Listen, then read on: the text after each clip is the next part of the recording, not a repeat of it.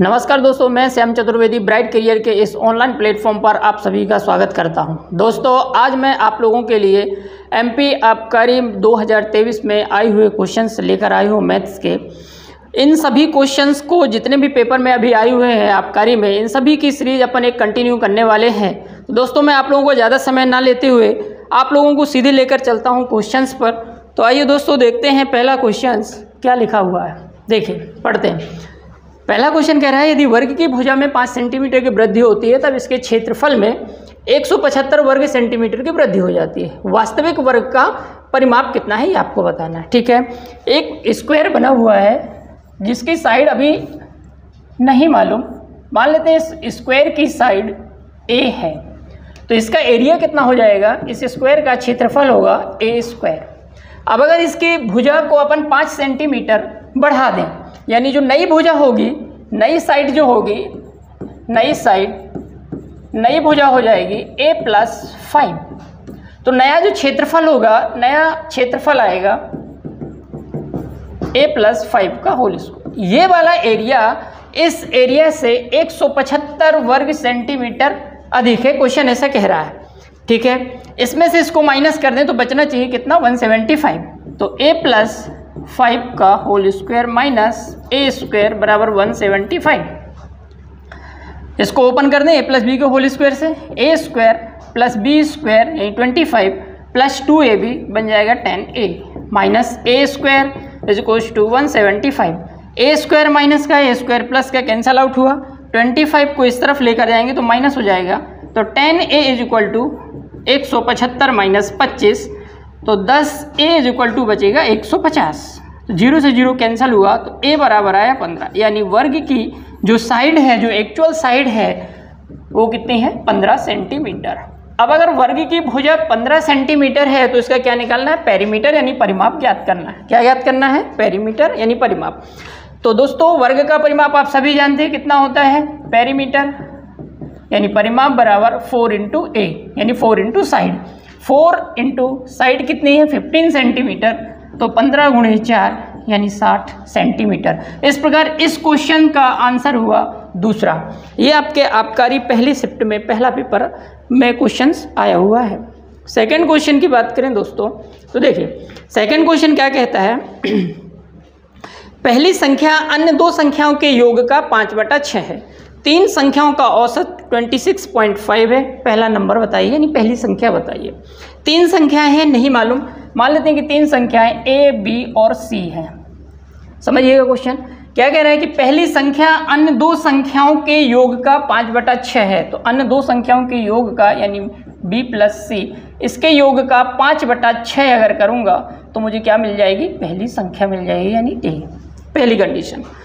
दूसरे में कह रहा है आपसे कि तीनों संख्याओं का औसत कितना है, 26.4 है। यानी तीनों संख्याओं का एवरेज बनाना, औसत तो क्या बनेगा, a plus B plus C by 3 is equal to 26.4।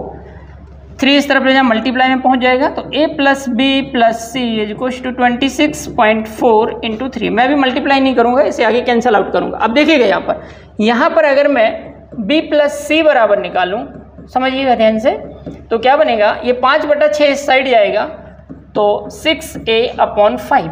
क्या आया, b प्लस सी बराबर 6a/5। तो b प्लस सी की वैल्यू, ये वाली वैल्यू उठा के मैं यहाँ पर पुट कर देता हूँ। तो a प्लस कितना है, 6a/5 is equal to 26 into 4 multiply 3। इन्हें अपन प्लस करें, 5 के इसमें मल्टीप्लाई कर दें तो ये बन जाएगा 5a plus 6a/5 is equals to 26.4 into 3। तो 5a प्लस 6a बन जाएगा कितना, 11a। ये हो जाएगा 11a/5। 26.4 इंटू 3, मुझे a की वैल्यू चाहिए, तो a इज इक्वल टू हो जाएगा 26.4 इंटू 3, 5 मल्टीप्लाई में आ जाएगा और 11 डिवाइड में नीचे पहुंच जाएगा। 11 से इसको डिवाइड करेंगे 11 से, तो 11 से 2 बार जाएगा 22, बचा कितना 4, तो पॉइंट लगाया, फिर 4 बार में कैंसल आउट हो जाएगा, 11 चौक 44। 24 इंटू 3 इंटू 5 आपको मल्टीप्लाई करना है।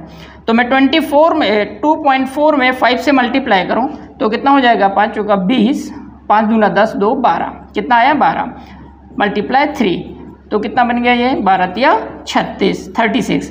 तो आपका जो पहला नंबर है वो कितना आया 36। इस प्रकार इस क्वेश्चन का जो आंसर आपका आया वो राइट आंसर होगा 4th। इस क्वेश्चन का राइट आंसर क्या आएगा 4th।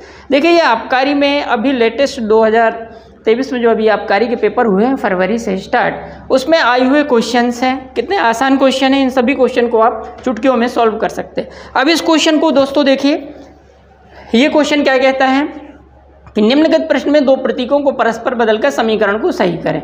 ये एक आपको इक्वेशन दी गई है, ये इसमें से आपको इन साइन को चेंज करना है, प्लस माइनस मल्टीप्लाई डिवाइड। अब इन दो साइन को आपको चेंज करके दोनों साइड इक्वल करना है। राइट हैंड साइड पर आपके आ रहा है 6। अब ये वाली इस तरफ इक्वेशन लिखी हुई है। अब देखिए अगर मैं यहाँ पर पहला ऑप्शन उठाऊँ, पहले ऑप्शन में कह रहा है कि प्लस और माइनस को चेंज करना है आपस में। तो यहाँ ध्यान से समझिएगा, अगर मैं प्लस और माइनस, ये पहला ऑप्शन उठा रहा हूँ, प्लस और माइनस को चेंज कर रहा हूँ, तो जरा यहाँ पर देखिएगा 7 डिवाइडेड बाई 5 है। मतलब ये नंबर किसी से भी कैंसल आउट नहीं होने वाला। तो यहाँ से अपना आंसर जो बनेगा वो फ्रैक्शन में जाएगा, यानी पॉइंट में जाएगा। और अगर पॉइंट में जाएगा तो राइट हैंड साइड बराबर नहीं हो पाएगा, यानी पहला ऑप्शन तो अपना किसी भी प्रकार से आंसर नहीं हो सकता। चलिए दूसरे पर बात करें। दूसरा कह रहा है कि डिवाइड को मल्टीप्लाई से एक्सचेंज कर दो, यानी आपस में इनको बदल दो।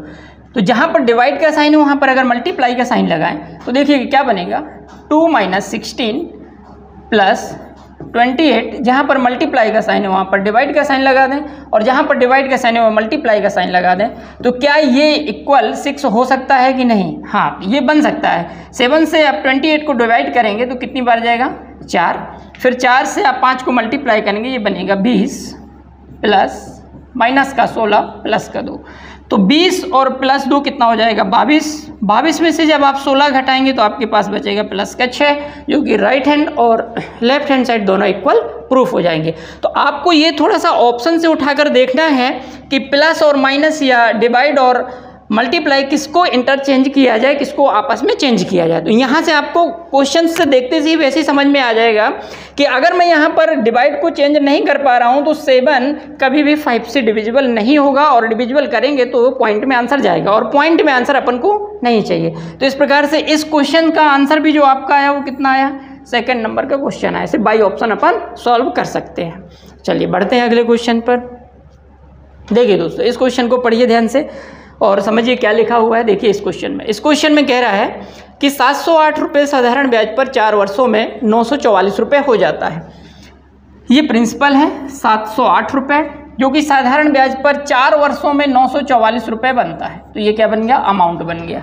यानी प्रिंसिपल आपको गिवन है 708 रुपये, जो 4 वर्षों में अमाउंट यानी ब्याज जुड़कर बन रहा है 944 रुपये। ठीक है, आगे कहा गया है कि यदि ब्याज दर के मान में 5% की वृद्धि हो जाए तो 675 रुपये 4 वर्षों में कितना हो जाएगा। बहुत अच्छी बात है। यानी कहने का मतलब ये है कि आपको टाइम भी दिया गया है कितना, 4 वर्ष का, प्रिंसिपल दिया गया है, अमाउंट दिया गया है, मुझे यहाँ से रेट निकालना है कि इस पर क्या रेट लगेगी। तो देखिएगा, अगर मैं यहाँ से इंटरेस्ट निकालना चाहूँ यानी ब्याज निकालना चाहूँ तो मैं ब्याज आसानी से निकाल सकता हूँ कि साधारण ब्याज कितनी होगी। तो साधारण ब्याज बराबर हो जाएगा अमाउंट माइनस प्रिंसिपल। अमाउंट आपको कितना दिया गया है 944 रुपये, और प्रिंसिपल कितना है 708 रुपये। इसे अगर अपन माइनस करते हैं तो 14 में से 8 जाएगा 6, यहाँ बचेगा 3, और 9 में से 7 जाएगा 2। इस प्रकार आपका जो सिंपल इंटरेस्ट आएगा यानी साधारण ब्याज बनेगा वो बनेगा 236 रुपये। ठीक है, 236 रुपये किस पर मिलता है, 708 रुपये पर 4 साल में मिलता है। तो किस रेट से मिलता है अपन रेट निकाल सकते हैं। तो आप चाहो तो साधारण ब्याज बराबर फॉर्मूला का यूज़ कर सकते हैं, प्रिंसिपल, साधारण ब्याज बराबर principal into rate into time upon 100 का यूज़ भी कर सकते हैं। तो साधारण ब्याज कितनी आ रही है आपके पास 236, प्रिंसिपल कितना दिया गया है 708 रुपये, रेट आपको फाइंड करना है, टाइम आपके पास है 4 वर्ष का, डिवाइडेड बाय सारी वैल्यू उस तरफ लेकर जाओ, यहाँ से मैं रेट निकालूंगा। तो 236 मल्टीप्लाई में हो जाएगा 100, डिवाइड में पहुँच जाएगा 708 इंटू 4 इक्वल टू रेट। 4 से कैंसल आउट कर दें 236 को, 5 बार में 20, 3 और कितना हो जाएगा 36, तो ये 9 बार में कैंसिल हो जाएगा। अब 59 और 708 को इसको कैंसिल आउट करना है तो ये लगभग कितनी बार में कैंसिल आउट होगा। तो देखिए यहाँ पर यूनिट प्लेस पर डिजिट कितना आना चाहिए 8, तो यानी 9 का किस संख्या में मल्टीप्लाई कर दें कि यूनिट प्लेस पर 8 बन जाएगा। तो 12 का अगर गुणा करें 12 नंबर 108 यानी 8 10 60 और 10 70 बिल्कुल सही, यानी ये 12 बार में कैंसल आउट हो रहा है पूरी तरह से 59 से। कितना बन रहा है? 12 बन रहा है। अब क्या बचा है? 100/12। इसे 4 से डिवाइड कर दें, इसे 4 से डिवाइड करेंगे तो बनेगा 25, 4 से डिवाइड करेंगे तो 3 बचे। इस प्रकार मेरी रेट कितनी निकल के आई यहाँ पर? 25/3। कितनी रेट निकल के आई? 25/3। अब क्वेश्चन में कहा गया है कि यदि रेट को 5% से बढ़ा दिया जाए, मतलब अब रेट मुझे बढ़ाना है, ठीक है भाई, रेट को बढ़ा देते हैं 5%। रेट में कितनी की वृद्धि कर दें? 5% की वृद्धि कर दें। चलिए रेट को बढ़ाते हैं 5% से। पहली रेट कितनी आ गई आपकी? ये रेट आ गई आपकी 25/3। अब 5% आपको बढ़ाना है तो नई रेट जो आपकी हो जाएगी यानी R2 25/3 प्लस 5, 5 दिया 15, 15 और 25 कितना हो जाएगा? 40/3। यानी नई रेट जो आप रखेंगे वो कितनी रखेंगे? 40/3। किस पर काउंट करना है? 675 रुपये पर। 4 वर्षों में कितना हो जाएगा ये निकालना। अब मैं अगर ब्याज निकालूं तो यहाँ पर अब ब्याज आएगी 675 रुपये। प्रिंसिपल है, रेट आपकी कितनी है? 40/3। समय आपको वही 4 साल रखना है बटा 100। ब्याज कैलकुलेट करते हैं कितना आएगा। चलिए यहाँ पर कैंसल आउट करें, 3 से कैंसल आउट कर दें। 3 दूना 6, 3 दूना 6, ये बन गया कितना? 225। 25 से भाग लगा दो, 25 से 9 बार में कैंसल आउट हो जाएगा, 25 से 4 बार में कैंसल आउट हो जाएगा, 4 से 4 कैंसल हुआ। 9 गुणे 40 कितना आ गया? 9 चौक 36, 360 रुपये साधारण ब्याज आया।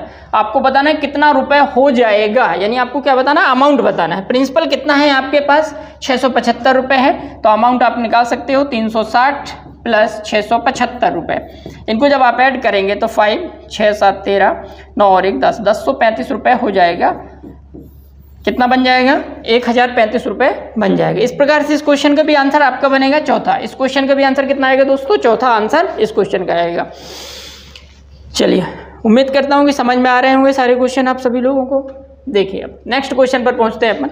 ये नंबर सिस्टम का क्वेश्चन है, बहुत ही आसान क्वेश्चन है। क्वेश्चन में कहा गया है कि पहले 35 विषम प्राकृत संख्याओं का योग ज्ञात कीजिए, यानी आपको और नंबर्स का समेशन निकालना है। अगर आपको फॉर्म पता नहीं है कि इसको किस प्रकार निकाला जाए तो आप इसे ऐड करने में बहुत ज़्यादा समय लगा देंगे। जैसे आपसे बोला जाए कि प्रथम 35 और नंबर्स आपको समेशन करना है उनका, जैसे 1 3 5 7, ऐसे आपको कहाँ तक जाना है? इन नंबरों की जो काउंटिंग होना चाहिए वो 35 होना चाहिए। नंबर कितने आना चाहिए? 35 होना चाहिए नंबर्स, ठीक है। तो देखिए विषम प्राकृत संख्याओं का जो योग होता है, अगर मैं आपको ऐसे डायरेक्ट लिखूं कि प्रथम n विषम प्राकृत संख्याओं का योग, अगर इसे अपन डायरेक्ट निकालें, प्रथम n विषम प्राकृत संख्याओं का जो योग होता है वो होता है n², जहां पर n क्या है? नंबर ऑफ संख्या है।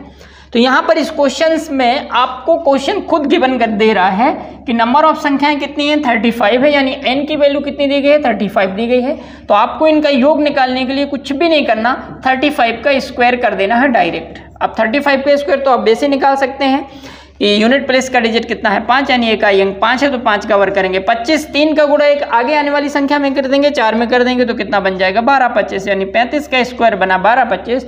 इस प्रकार प्रथम 35 प्राकृत विषम प्राकृत संख्याओं का जो योग आया वो कितना आएगा? 12 25। इस प्रकार से इस क्वेश्चन का आंसर हुआ है आपका दूसरा। देखिए इतने आसान क्वेश्चन आ रहे हैं आपके पेपर में, पढ़िए। अब इस क्वेश्चन को पढ़िए। इस क्वेश्चन में क्या कहा गया है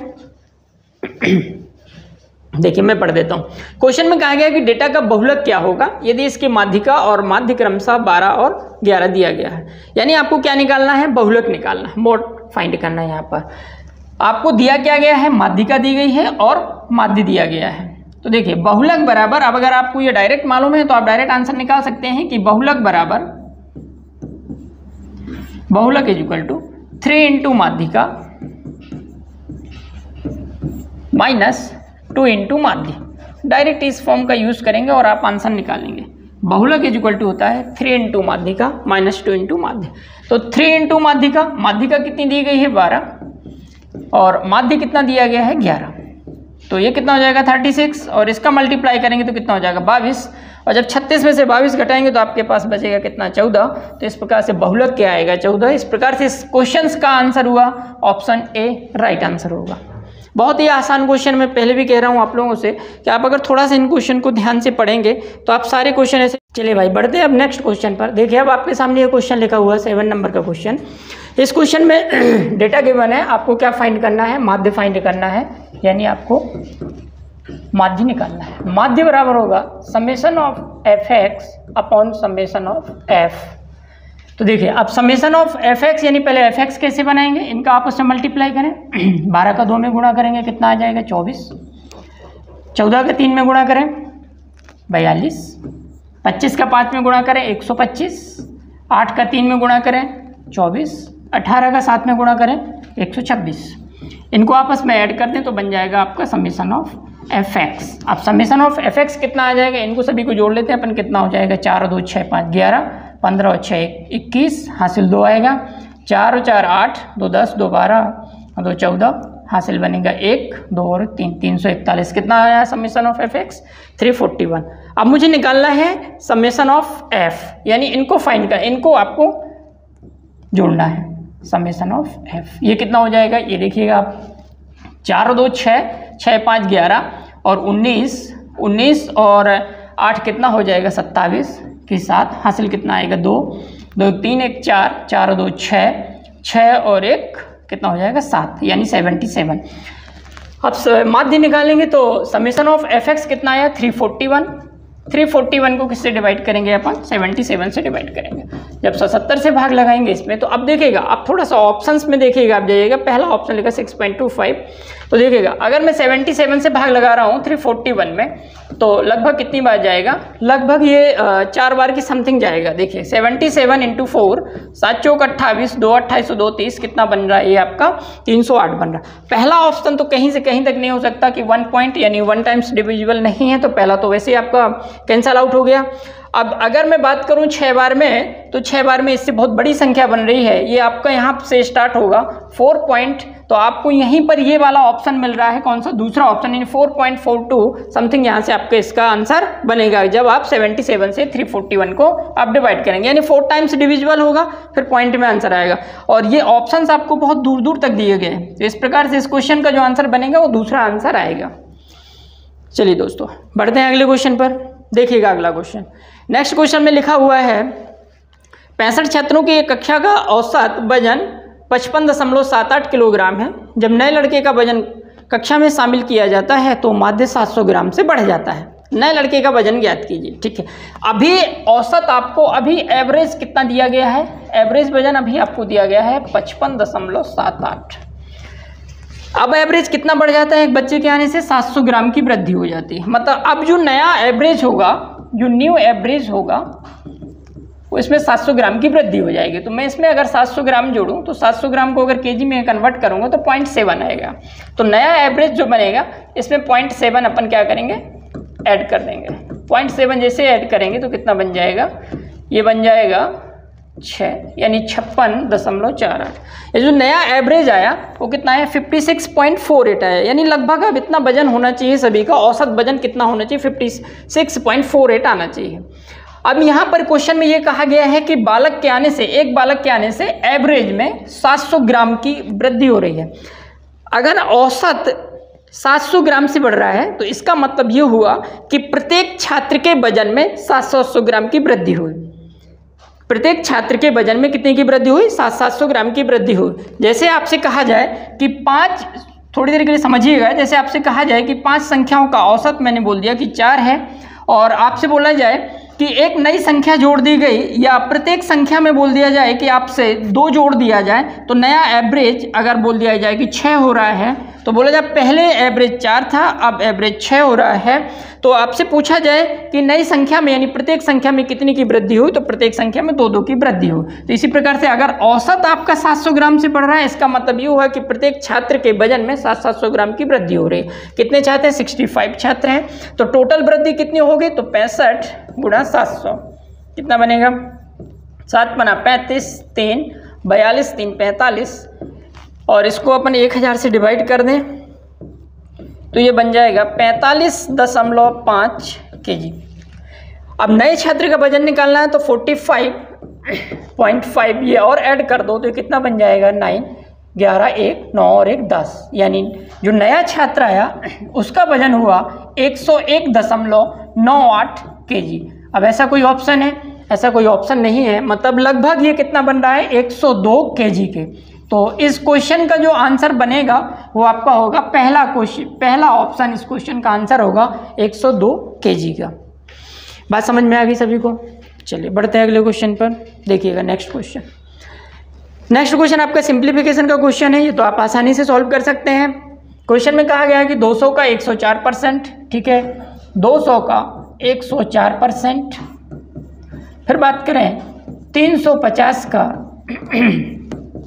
46% प्लस 550 का 64%, फिर दिया गया है आप माइनस 650 का 56%, 650 का 56%, 56%। देखिएगा ऐसे सॉल्व करें, ये कैंसल आउट हुआ, 2 से मल्टीप्लाई करें तो बन जाएगा 208 प्लस ये 1 0 से 1 0 कैंसल आउट करो, 5 से भाग लगाओ 2, 5 से इसको काटेंगे 7, 2 से इसको काटेंगे 23, 23 में 7 का गुणा करेंगे, 7 के 21, 14 और 2 16, यानी 161 बना। प्लस यहाँ कैंसल आउट करें 550 तो 1 0 से 1 0 कैंसल आउट हुआ, 5 से भाग लगाओ, ये आ गया 11, 5 से भाग लगाएं 2, इसको जब काटेंगे तो ये हो जाएगा 32, 32 का गुणा 11 में करेंगे तो 11 दूना 22, 33 और 2 35, कितना बना 352। माइनस इसे कैंसल आउट करें, 5 से भाग लगाएं तो हो जाएगा या 13, और 5 से भाग लगाएंगे तो ये बन जाएगा 2, 2 से इसको काटेंगे तो 28। अब 13 का गुणा 28 में करें, 13 8 104, यानी कितना आ जाएगा 4, 10 और 13 दूना 26 और 10 36, कितना बन जाएगा 364। अब इनको प्लस और माइनस करना है, बाकी कुछ नहीं करना, इन सबको प्लस करना है, यानी 2 3 और 3 और 8 जोड़ेंगे तो 8 3 11, हासिल बना 1 6 6 12, 12 की क्या रखेंगे अपन 2 और हासिल बनेगा 1, तो यहाँ हो जाएगा 4 और 5, 5 और 2 7, 721 माइनस 364 करना है आपको। तो 11 में से 4 जाएगा बचेगा 7, और यहाँ पर बचेगा आपके पास कितना 1, यानी 11 में से 6 जाएगा 5 और 6 में से 3 जाएगा 3, तो 357। इस प्रकार इस क्वेश्चन का जो आंसर आ रहा है तो थर्ड इस क्वेश्चन का आंसर क्या होगा, इस क्वेश्चन का राइट आंसर होगा दोस्तों 3rd नंबर का ऑप्शन। चलिए दोस्तों बढ़ते हैं अगले क्वेश्चन पर। देखिएगा अगला क्वेश्चन। अगले क्वेश्चन में कहा गया है कि जब एक बेलन का पार्श्व पृष्ठीय क्षेत्रफल बेलन के आयतन के संख्यात्मक मान के बराबर हो तो आपको रेडियस बताना है, रेडियस कितनी होगी। When a lateral surface area of a cylinder equal to numerical value of volume of cylindrical, ठीक है। क्वेश्चन में कहा गया है कि पार्श्व पृष्ठीय क्षेत्रफल, यानी बेलन का जो पार्श्व पृष्ठीय क्षेत्रफल है वो कितना होता है 2 पाई RH। ये किसके बराबर है, बेलन के आयतन के बराबर। बेलन का आयतन कितना होता है पाई R स्क्वायर H। अब यहाँ से पाई से पाई आप कैंसिल कर सकते हैं, ये H से H कैंसिल कर सकते हैं, एक R से R कैंसिल कर सकते हैं, तो R बराबर वैल्यू कितनी दिख गई आपको 2, ये आपकी क्या आ गई रेडियस आ गई। यही आपसे क्वेश्चन में पूछा गया, तो इस क्वेश्चन का जो आंसर हुआ 3rd इस क्वेश्चन का राइट आंसर होगा दोस्तों। क्या होगा 3rd इस क्वेश्चन का राइट आंसर होगा। बहुत ही आसान क्वेश्चन है ये सब। देखिएगा अगला क्वेश्चन देखिएगा। नेक्स्ट क्वेश्चन वर्किंग टाइम का क्वेश्चन है, ये भी बहुत ही आसान क्वेश्चन है। क्वेश्चन में कहा गया है ए और बी एक साथ कार्य करते हुए एक कार्य को 4 दिनों में पूरा कर सकते हैं। बिल्कुल ठीक है, ए और बी दोनों अगर एक साथ कार्य कर रहे हैं तो 4 दिनों में पूरा कर सकते हैं, ठीक है। यदि ए समान कार्य को स्वयं 12 दिनों में पूरा करे, यानी ए कितने दिन में करता है इस कार्य को 12 दिन में पूरा करता है, तो आपसे पूछा गया है कि बी स्वयं कार्य को कितने दिनों में करेगी, यानी बी अकेला इस कार्य को कितने दिन में करेगी, आपसे बताना। तो 4 और 12 का एलसीएम आप लोगे 12 आएगा, 4 से डिवाइड करेंगे यहाँ 3 आएगा, 12 से 12 को डिवाइड करेंगे 1 आएगा। ये इनके डेज होंगे और ये आपकी रेट होगी। तो ए और बी दोनों की मिलकर रेट कितनी हो रही है 3, और ए की इंडिविजुअल रेट कितनी हो रही है अकेले की 1। यहाँ पर ए और बी दोनों की रेट 3 है, यहाँ अकेले ए की रेट 1 है। तो अगर इसमें ए की रेट माइनस कर दूं, यानी 3 में से 1 माइनस कर दूं तो क्या बचेगा 2। वो 2 किसकी रेट होगी, बी की रेट होगी। तो बी की रेट कितनी आ गई 2। बी 2 की रेट से काम करेगा, बी को कितना काम करना है 12 काम करना है। तो बी को कितने दिन लगेंगे 12/2, 2 से कैंसल आउट करेंगे क्या आएगा 6 दिन, यानी बी उस काम को 6 दिन में पूरा करेगा। तो इस क्वेश्चन का जो आंसर बनेगा वो बनेगा 2nd। इस क्वेश्चन का जो राइट आंसर होगा वो होगा दोस्तों 2रा। चलिए बढ़े अब अगले क्वेश्चन पर। देखिएगा नेक्स्ट क्वेश्चन देखिएगा। पढ़िए इस क्वेश्चन को, क्या कह रहा है इस क्वेश्चन में। इस क्वेश्चन में कहा गया है कि 30 किसी संख्या के 150% के 1/5 का 4/5 भाग का परिणाम है। 30 किसी संख्या के 150% के 1/5 का 4/5 भाग का परिणाम है, तो उस संख्या का 80% आपको बताना है। अभी मुझे नंबर नहीं मालूम, मैं नंबर मान लेता हूँ कि एक वेरिएबल x है, ठीक है। किसी संख्या के 150% यानी 150/100 के 1/5 यानी 1/5 का 4/5 यानी 4/5 का परिणाम कितना है, 30 है। क्वेश्चन में ऐसा कहा गया है। बस मुझे यहाँ से वेरिएबल की वैल्यू निकालना है, तो इनको कैंसल आउट कर लेते हैं। 5 से कैंसल आउट किया, ये कितना आया, 3 आया। अब जो वैल्यू है सारी वैल्यू उस तरफ ले चलते हैं, तो x = बन जाएगा 30, 10 ऊपर पहुँच जाएगा, ये 5 ऊपर पहुँच जाएगा, नीचे डिवाइड में हो जाएगा 3 × 4। 3 से 3 कैंसल आउट करेंगे, 10 आ जाएगा। 2 से भाग लगाएंगे 2, तो ये 5 आएगा। 2 से भाग लगाएंगे 5, 5 × 5 × 5, यानी इस वेरिएबल की वैल्यू यानी उस संख्या की वैल्यू कितनी आ गई, 5 का 3 बार गुणा करेंगे 125। संख्या का मान कितना आ गया दोस्तों, 125 आ गया। आपसे संख्या नहीं पूछी गई, आपसे उस संख्या का 80% पूछ रहा है। अगर संख्या 125 है यानी ये 100% है, तो इस संख्या का 80% कितना होगा, 80/100। इसको 25 से कैंसिल आउट करिए, 25 से 5 बार में, 25 से 4 बार में, 4 से कैंसिल आउट करिए 20, 20 × 5 बन जाएगा कितना, 100। तो उस संख्या का 80% कितना होगा, 100 होगा। और ये आपका तीसरा आंसर राइट आंसर होगा इस क्वेश्चन का। तो आप क्वेश्चन देख रहे हैं दोस्तों, कितने आसान क्वेश्चन आपके आबकारी में आए हुए हैं। बढ़ते हैं अगले क्वेश्चन की तरफ। देखिएगा दोस्तों, एक क्वेश्चन ये है। क्वेश्चन में कहा गया है कि एक स्टेडियम की बैठक की क्षमता 45% बढ़ा दी गई है। टिकट की कीमत में भी 20% की बढ़ोतरी की गई है। उसके बाद राजस्व संग्रह में क्या वृद्धि होगी, आपको बताना है। ठीक है भाई, बैठक 45% अपन क्या कर रहे हैं, इंक्रीज कर रहे हैं, यानी 45% यानी 45/100। 5 से काटेंगे तो 9/20 आ जाएगा। कहने का मतलब ये हुआ कि पहले बैठक अगर 20 की थी तो उसमें वृद्धि कितनी की हो रही है, 9 की हो रही है। तो अगर बैठक पहले 20 थी और इसमें 9 की वृद्धि हो रही है, तो अब बैठक कितनी की बन रही है, 29 की बन रही है। इतनी बात समझ में आई, ठीक है। फिर कहा गया है कीमत, तो कीमत में भी कुछ वृद्धि हो रही है। देखिएगा, टिकट की कीमत में 20% की वृद्धि हो रही है, यानी 20% की वृद्धि हो रही है। तो 20% की अगर मैं फ्रैक्शनल वैल्यू बनाऊं तो कितना बनेगा, 1/5। यानी कहने का मतलब ये हुआ कि टिकट की वैल्यू पहले अगर 5 रुपये थी तो उसमें 1 की वृद्धि हो रही है, यानी 6 हो रही है। तो अगर टिकट की कीमत पहले 5 थी तो अब कितनी हो रही है, 6 हो रही है। तो पहले अगर मैं राजस्व की बात करूं कि बैठक 20 की थी, कीमत 5 रुपये थी पर टिकट, तो 20 का 5 में गुणा करेंगे यानी 100, जो मुझे राजस्व मिलेगा कि पहले कितना मिल रहा था, 100 रुपये मिल रहा था। अब अगर मैं अब बात करूं तो 29 का मल्टीप्लाई 6 में करूंगा, 9 छक 54, 5 12 और 5 17, कितना हो रहा है, 174 हो रहा है। पहले मुझे राजस्व मिल रहा था 100, अब मुझे मिल रहा है कितना, 174। कितनी की वृद्धि हुई, 74 की वृद्धि हुई। 74 की वृद्धि किस पर हो रही है, ये 100 पर हो रही है। किस पर हो रही है, 100 पर हो रही है। तो ये 74 100 का कितना परसेंट है, ये आप अच्छे से जानते हैं, 74%। तो इस प्रकार राजस्व में जो वृद्धि होगी वो कितनी की आएगी, 74% की। तो इसका, इस क्वेश्चन का जो राइट आंसर होगा वो सेकंड आंसर इस क्वेश्चन का राइट आंसर होगा। चलिए दोस्तों, बढ़ते हैं नेक्स्ट क्वेश्चंस पर, देखते हैं इस क्वेश्चन को। इस क्वेश्चन में क्या कहा गया है, पढ़िएगा इस क्वेश्चन को। ये क्वेश्चन बहुत ही अच्छा क्वेश्चन है, समझते हैं इसे। इस क्वेश्चन में कहा गया है कि V1 = क्या है, a³ है, और V2 = क्या है, AB × C। और कह रहा है कि अगर V1 = V2 हो तो इसमें से बताना है कि कौन सी कंडीशन सेटिस्फाई हो रही है, कौन सी कंडीशन सही है। तो इस क्वेश्चन को देखिएगा दोस्तों। V1 = दिया गया है a³, ठीक है। V2 कितना दे रहा है आपको, A B C, A × B × C। फिर कह रहा है कि V1 = है V2 के, ठीक है। यानी कहने का मतलब ये हुआ कि a³ = है AB C के। तो अगर ये A से ये कैंसल आउट किया जाए तो यहाँ पर बन जाएगा A² = BC। ये बन रहा है, क्या बन रहा है, A² = BC। चलिए अब आते हैं ऑप्शंस पर, ऑप्शन उठाते हैं। पहले ऑप्शन में कह रहा है कि B, A और C किसमें है, GP में है, ज्योमेट्रिकल प्रोग्रेशन में है, GP। अगर BAC, समझिएगा ध्यान से, अगर BAC GP में है तो मैं अगर इनका गुणोत्तर माध्य निकालूं, यानी ज्योमेट्रिकल मीन निकालूं, इनका गुणोत्तर माध्य निकालूं, तो गुणोत्तर माध्य कितना होना चाहिए, गुणोत्तर माध्य होगा A² = BC। ये होगा गुणोत्तर माध्य।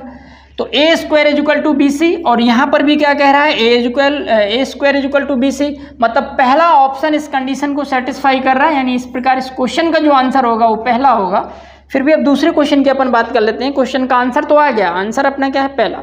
मैं दूसरे की बात करूँ तो दूसरे में कह रहा है कि बी ए सी किस में है, एच पी में है, ठीक है, मतलब हार्मोनिक प्रोग्रेशन में है। अब अगर एच पी में है तो ये जो मैं इनका अगर हरात्मक माध्य निकालूं, हार्मोनिक मीन निकालूं, तो इनका जो हरात्मक माध्य आएगा वो A is equal to 2 into B C upon B plus C होगा। क्या ऐसी कोई कंडीशन बन रही है कहीं पर? यहाँ तो नहीं बन रही। इस प्रकार ये क्वेश्चन, इसका आंसर नहीं होगा। थर्ड देखिएगा, थर्ड में कहा गया है कि अगर ए बी सी, क्या बोला गया है, अगर A B C G P में हो, क्या है, अगर ए बी सी तीनों जीपी में हो, तो अगर मैं इनका गुणोत्तर माध्य निकालूं तो ये B square is equal to हो जाएगा ए सी। क्या B square is equal to A C है? नहीं है, तो ये भी आंसर नहीं होगा। फिर कहा गया है कि अगर ए बी सी तीनों किस में हो, ए पी में हो, अर्थमेटिक प्रोग्रेशन में हो, तो इनका अगर मैं समांतर माध्य निकालूं तो इनका समांतर माध्य होगा B is equal to A plus C by 2। क्या ऐसी कोई कंडीशन यहाँ बन रही है? नहीं बन रही।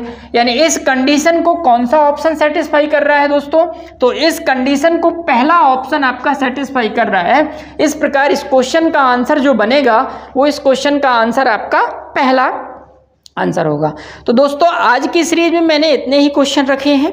इसके बाद इस सीरीज को मैं आगे कंटिन्यू करूंगा। जैसा कि आप सभी जानते हैं कि आपकी कांस्टेबल की जो वैकेंसी आ गई है, इसी को ध्यान में रखते हुए मैंने एमपी के जितने भी अभी लेटेस्ट एग्जाम हुए हैं, चाहे वो आपका आबकारी हो, चाहे आपका वो पटवारी हो, चाहे और अदर एग्जाम्स जो आपके अभी हुए हैं, फॉरेस्ट गार्ड वगैरह, तो इन सभी के क्वेश्चंस जो भी मैथ में आए हुए क्वेश्चन हैं, इन सभी की मैं सीरीज आपके सामने लेकर आने वाला हूं। तो दोस्तों अगर आपको ये सेशन अच्छा लगा हो तो इसे लाइक, शेयर और सब्सक्राइब जरूर करें, और अगर कुछ सुझाव हो तो कमेंट बॉक्स में कमेंट जरूर दें। इसके बाद मैं आगे इसको कंटिन्यू करूँगा। चलिए दोस्तों, थैंक यू, सभी को बहुत बहुत धन्यवाद।